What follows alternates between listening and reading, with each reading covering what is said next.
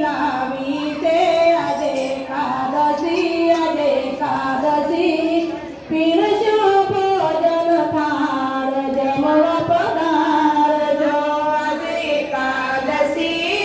એકાદશી પીરસ્યો ભોજન થાળ જમવા પધારજો સુરણનું શાક બનાવ્યું છે સુરણનું શાક બનાવ્યું છે બટાકા સાથે રતેડું છે બટાકા સાથે રતાળું છે કઈ સાસ કચુંબર માર્યું છે આજે એકાદશી પીરસ્યો ભોજન થાળ જમવા પધારજો આજે